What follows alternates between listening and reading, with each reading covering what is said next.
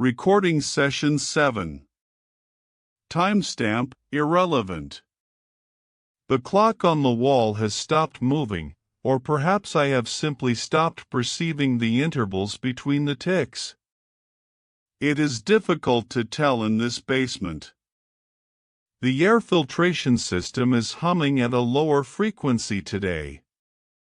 It sounds less like a machine and more like a heavy, labored breath.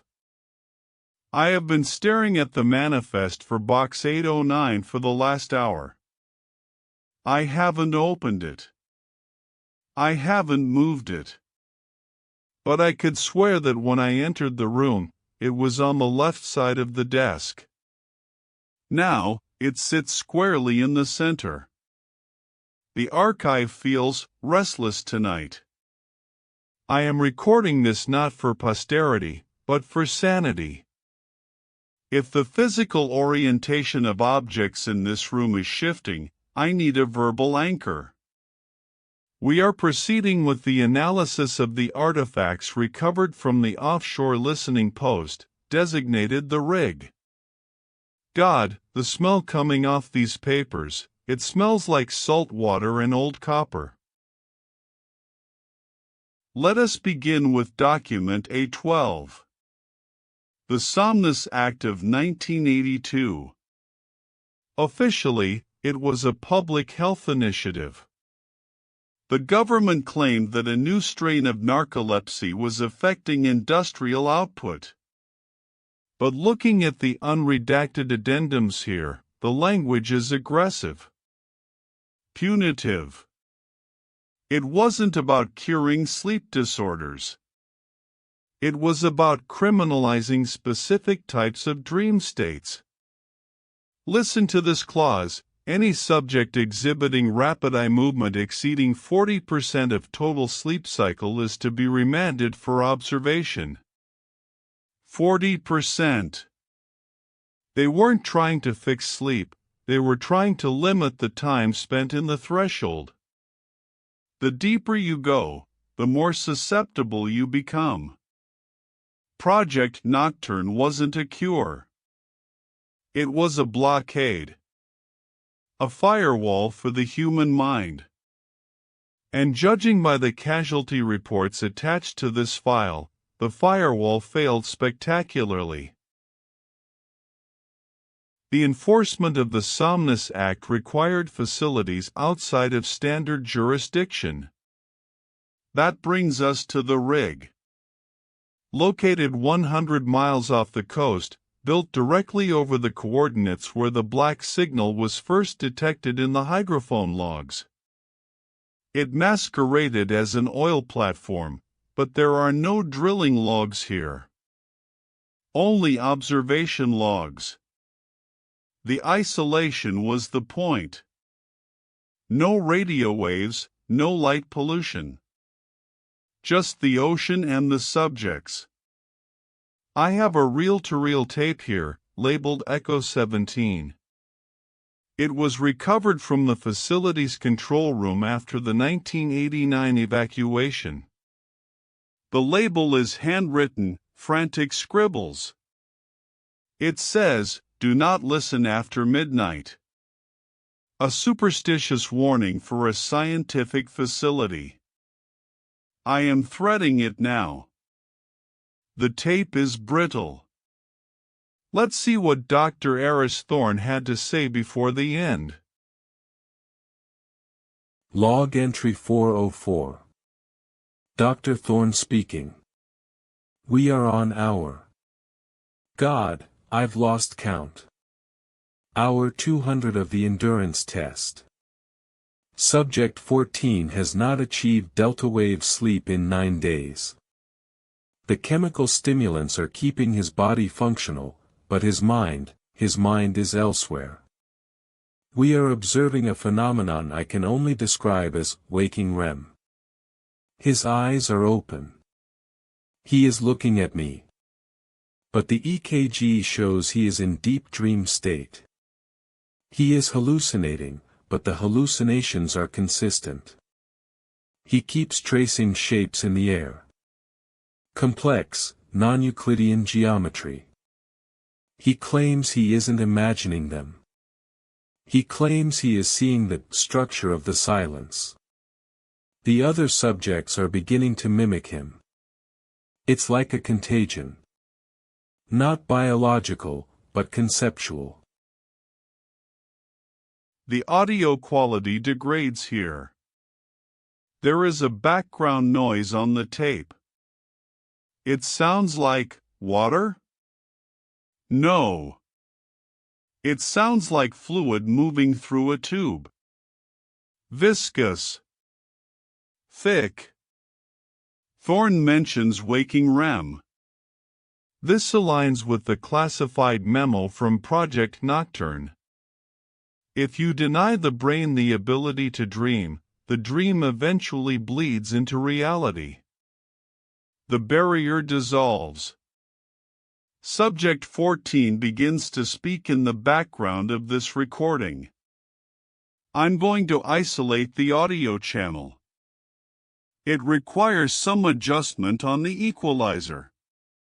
The Archivist protocol demands I catalog every word, even the ones that make my teeth ache. Listen closely. He isn't speaking English anymore. He's mimicking the sound of the hydrophone logs. It is not a shape. You keep trying to draw it, Doctor, but you are using lines. There are no lines down here. Only pressure. The pressure tells us where to be. The pressure builds the walls. I can see the archivist. Not you, Doctor. The one who comes after. The one listening to this tape. He is tired too. He thinks he is safe in his basement. But the basement is just another box.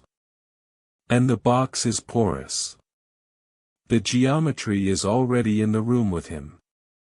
Look at the corner, Archivist. Look at the shadow behind the shelf. It has too many angles. We are all dreaming now. We are all awake. I paused the tape. I paused it, but the reel spun for another 3 seconds before stopping. Inertia, perhaps. Or something else. I checked the corner. There is nothing there but dust and the structural support beam. But subject 14. He addressed me.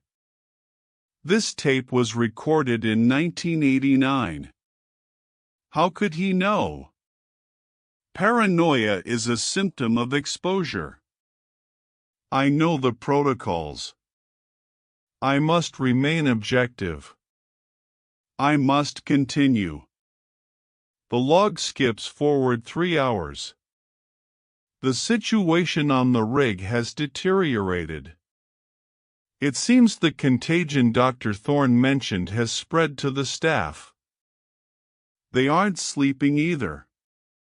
They are afraid to close their eyes. They are syncing up. All 12 subjects.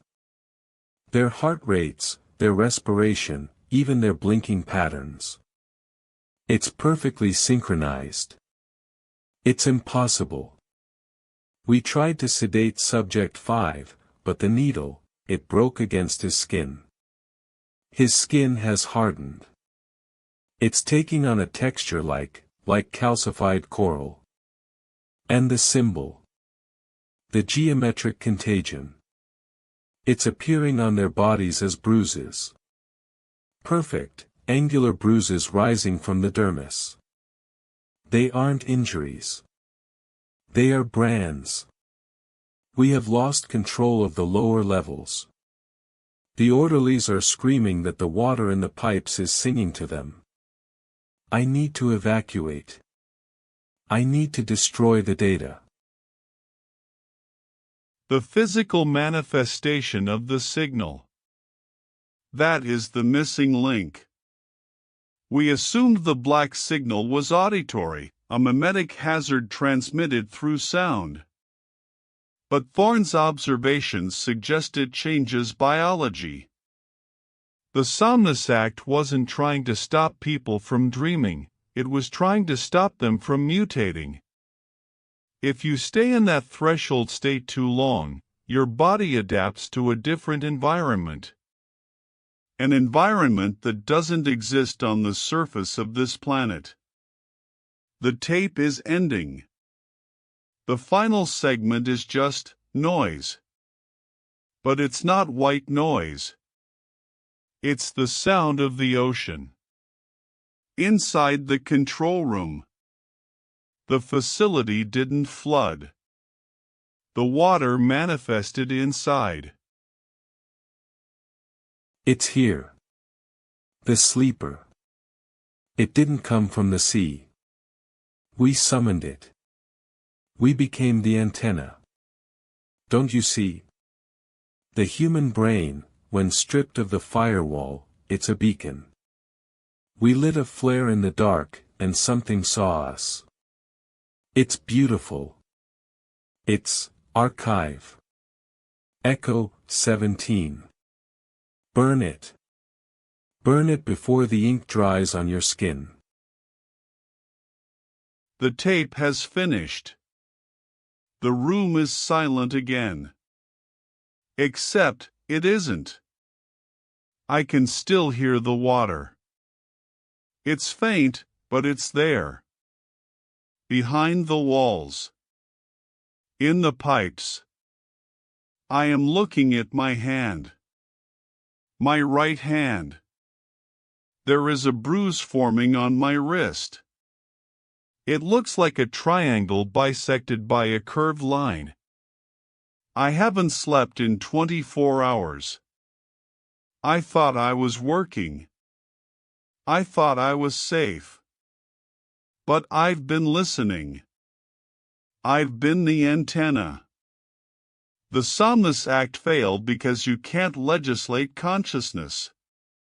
And you can't archive a nightmare that is rewriting the history books as we speak.